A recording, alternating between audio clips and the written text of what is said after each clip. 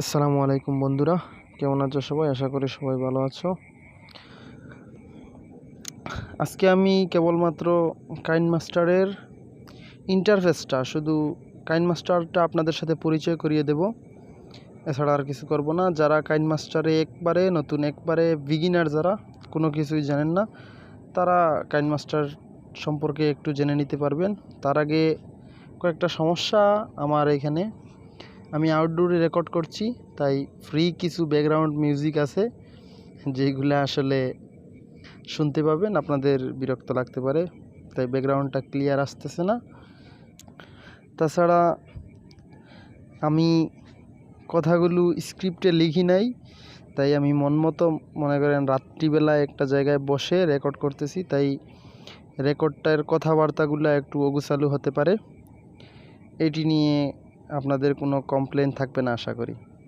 তো চলুন কাইনমাস্টারের ভিতরে ঢুকি। এটি হলো কাইনমাস্টার, এটা কাইনমাস্টারের বাহ্যিক ইন্টারফেস। এখানে আমি যেগুলো আগে কাজ করছি, এই কাজ করে রাখছি, এই কাজগুলো এখানে আছে।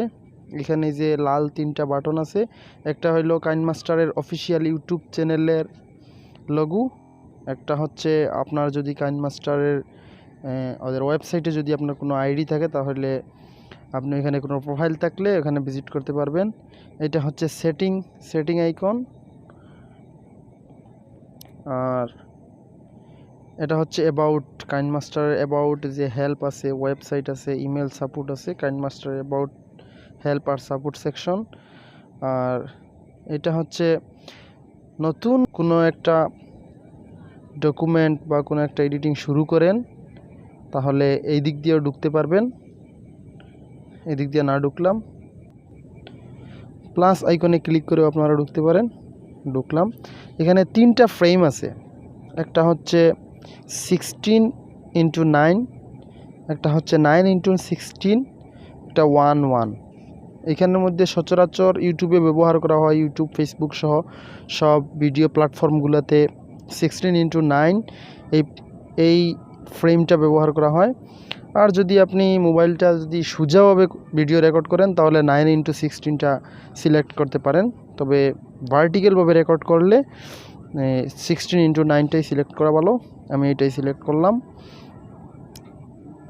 হ্যাঁ, এইখানে যে সেটিংগুলো আছে এর মধ্যে এটা হচ্ছে মিডিয়া ফাইল থেকে আপনি আপনার মিডিয়াগুলো ইনপুট করতে পারবেন। আপনার ভিডিও বা কোনো পিকচার যদি অ্যাড করতে চান আপনার ভিডিওতে, তাহলে এটা অ্যাড করতে পারবেন। একটা ভিডিও অ্যাড করলাম সুবিধার জন্য। হ্যাঁ, অ্যাড করে এই যে এই ওকে বাটনে ক্লিক করে এখানে আসলাম। এটা হচ্ছে আমার লেয়ার, আর এখানে যে কাজ করছি, কাজটা কি হয়েছে এটা এখানে দেখা যাচ্ছে। আর এটা হচ্ছে আমার ভিডিও লেয়ার। এই বাটনে ক্লিক করে আপনি লেয়ারের শুরুতে যাইতে পারবেন, আবার এই বাটনে ক্লিক করে একবারে শেষেও যাইতে পারবেন। এটা হচ্ছে আপনি লেয়ারটা উপরে তুলে, যদি একাধিক লেয়ার থাকে তাহলে সব কয়টা লেয়ার এখানে দেখে কাজ করতে পারবেন। আর এই লেয়ারটা উপরে তুলে অবস্থায় এইটাতে ক্লিক করলে আপনি যে কাজের ইন্টারফেসটা, আপনার ভিডিওটা এখানে দেখতে পারবেন। এখান থেকে প্লে করলে এখানে দেখতে পারবেন। হ্যাঁ, এখানে দেখতে পারবেন। আবার এটাতে ক্লিক করে আবার এটা রিমুভ করে দিতে পারবেন।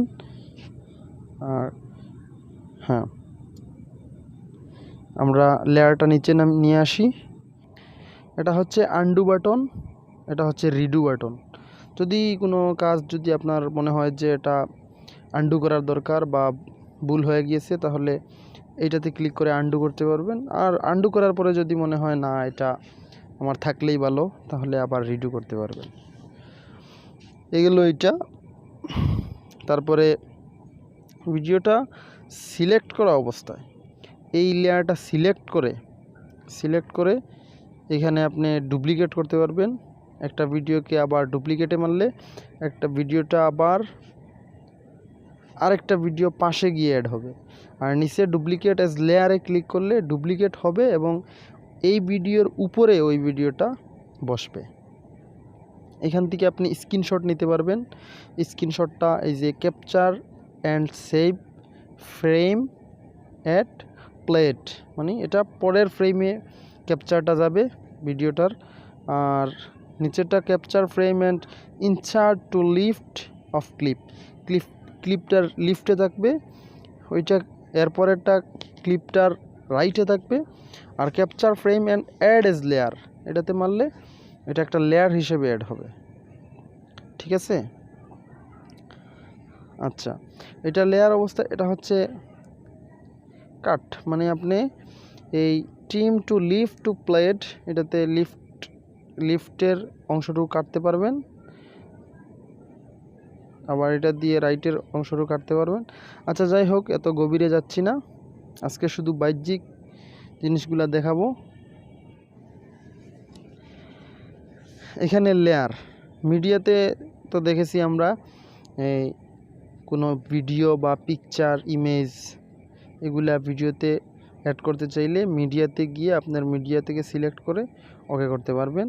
আর লেয়ারে আপনি মিডিয়াতে গিয়ে, আচ্ছা দাঁড়ান, লেয়ারে কয়েকটা অপশন আছে, মিডিয়া আছে, ইফেক্ট আছে, ওভারলি আছে, টেক্সট আছে, হার্ড ড্রয়িং আছে।